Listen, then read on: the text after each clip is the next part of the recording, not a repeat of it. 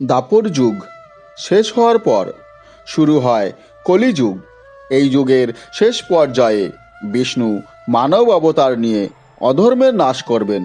বিষ্ণুর এই অবতারেই কল্কি অবতার নামে প্রসিদ্ধ হবে। শ্বেত অশ্বে সওয়ার থাকবেন কল্কি দেব।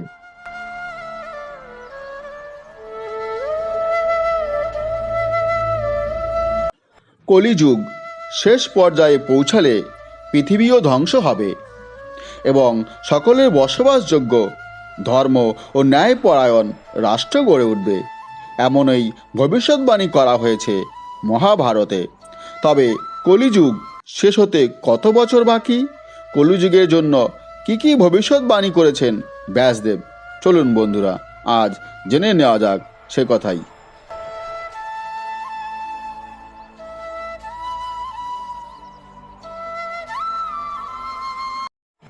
পুরাণ অনুযায়ী কলিযুগের সময়কাল হল 4,32,000 সৌরবর্ষ বা মানববর্ষ।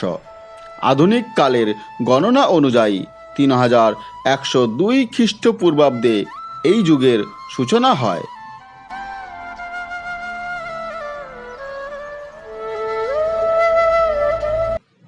এখনো পর্যন্ত কলিযুগের মাত্র 5,124 বছর কেটেছে, অর্থাৎ এই যুগ শেষ হতে এখনও 4,26,876 বছর অবশিষ্ট।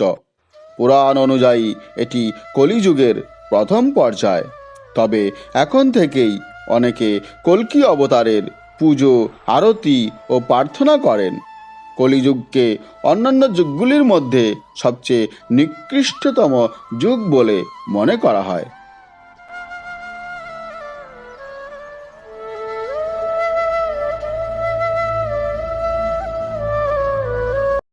মনে করা হয় যে পৃথিবীতে যখন পাপ ও আতঙ্ক চরম পর্যায়ে পৌঁছাবে, তখন বিষ্ণু কল্কি অবতার নেবেন।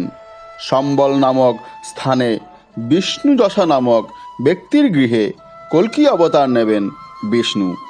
নিজের দেবদত্ত ঘোড়ায় সওয়ার হয়ে পাপের নাশ করবেন তিনি।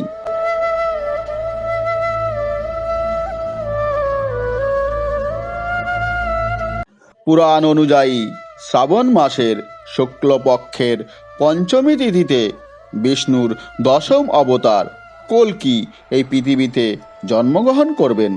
শাস্ত্রমতে মাত্র 3 দিনে পৃথিবী থেকে সমস্ত অধর্মীদের নাশ করবেন। এরপর বহু বছর পৃথিবীতে রাজত্ব করে ধর্ম স্থাপন করবেন।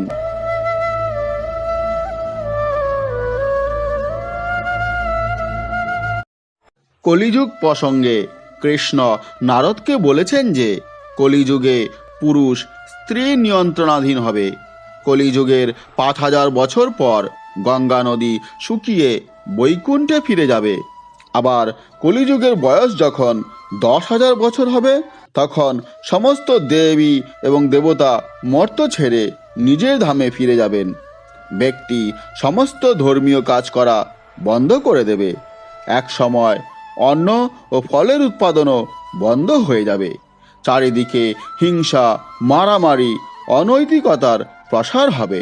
এ যুগের প্রতিটি ব্যক্তি হবে অধার্মিক।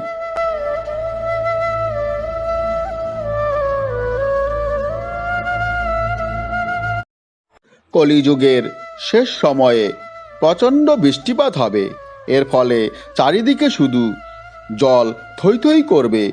সমস্ত পৃথিবী জলমগ্ন হবে। জনগণের মৃত্যু হবে। এরপর 1,70,000 বছরের সন্ধিকালের শেষ লগ্নে 12 সূর্যের উদয় হবে এবং সূর্যের তেজরশ্মিতে সমস্ত পৃথিবী শুকিয়ে যাবে ও আবার নতুন করে সত্যযুগের সূচনা হবে।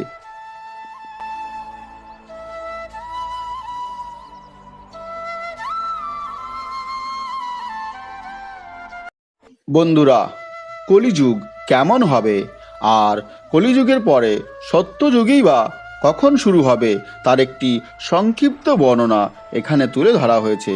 বন্ধুরা, যদি ভিডিওটি ভালো লেগে থাকে তাহলে অবশ্যই লাইক, শেয়ার এবং কমেন্ট করবেন।